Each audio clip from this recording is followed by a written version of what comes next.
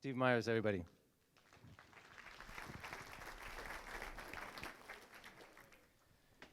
I started playing guitar when I was 11.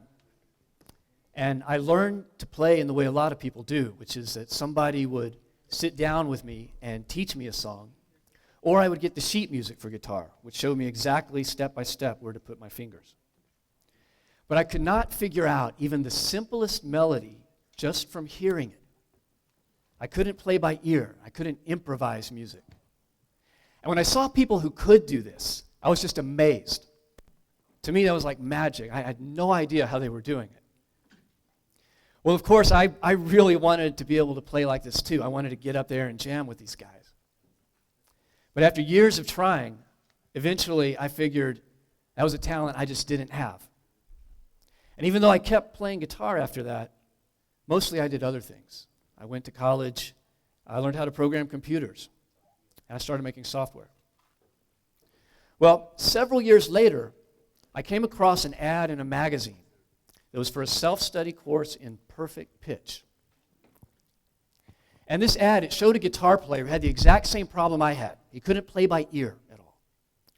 And the ad said that our problem would be solved if we just had this thing called perfect pitch. Because with perfect pitch, we'd be able to hear any song, any piece of music, and instantly we'd be able to play it back and play along with it. Well, that sounded great.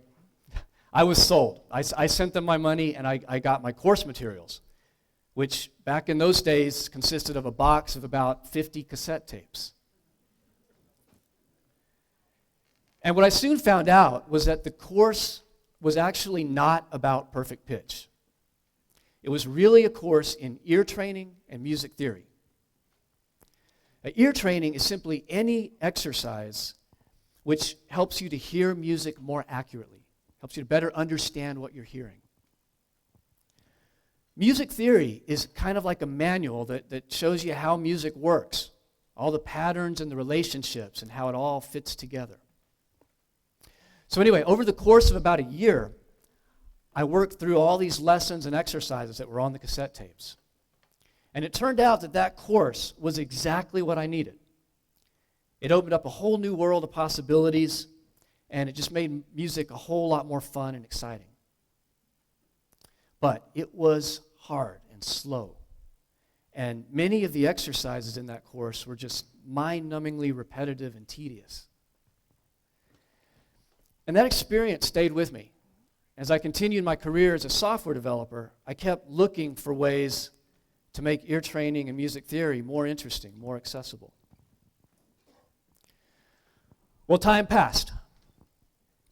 And over the years, in the course of my work, I came across a lot of online video games that had some kind of educational or training component to them. And at some point, something clicked, and I said, wow, this is the perfect way to introduce ear training and music theory. And there are a lot of reasons, but the biggest one is that these games, they inject an element of fun and excitement into an area of music practice that's absolutely essential and yet very often neglected. And the reason it's neglected is because it's perceived as difficult and not fun. So together with my team, we got to work and we built the system that's called Theta Music Trainer. And this is a collection of online games where each game trains you in one particular musical skill.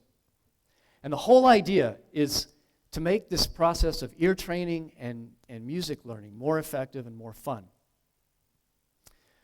So about a year and a half ago, we opened up this service as an online music game service.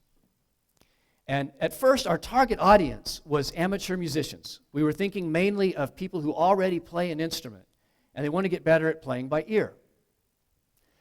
Well, we quickly discovered, though, that we were getting a lot of inquiries from music teachers in high schools, universities, private music studios, and they're all asking if we had some kind of classroom plan, which at the time we didn't.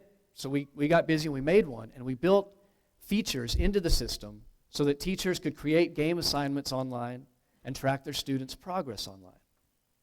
So the idea is to keep everything on the web, so you have no need for paper-based assignments and no need for installing any software. And so far, we've built 25 of these games. And I'd like to show you 3 of them now, if we could cue up the video. This first game trains your sense of tuning. So you have 2 tones. The E on the right here is in tune, and the one on the left you have to match or adjust it so that it matches.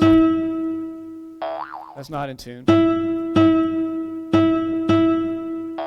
it up. A little more. There we go.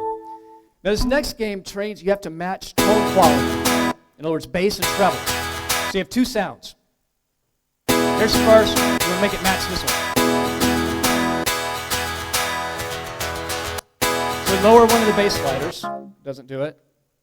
Raise the bass slider. Really doesn't do it. So let's listen again. There's the first one. Take it all the way down. There's the match. In this third game, you listen to a short melodic phrase. You're going to hear a short melody, and you have to play it back using a guitar or piano interface. This game trains your ability to hear a melody and then in your mind visualize how you would play it, where you put your fingers on the guitar or on the piano. Let's go and watch a few of these up until the end of the level here.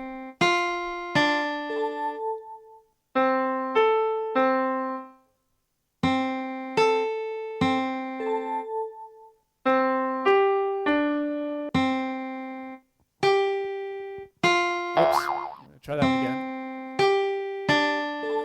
I got one more.